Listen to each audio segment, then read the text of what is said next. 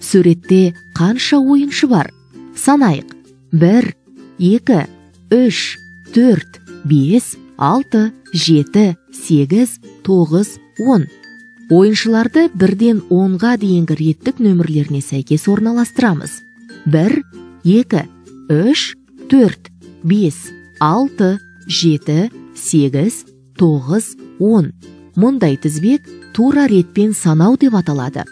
Тура санауда сандар өсу ретімен орналасады. Ойыншыларды 10-нан 1-ге дейін орналастырайық. 10, 9, 8, 7, 6, 5, 4, 3, 2, 1. Мұндай тізбек кері ретпен санау деп аталады. Кері санағанда сандар кему ретімен орналасады. Қайталайық.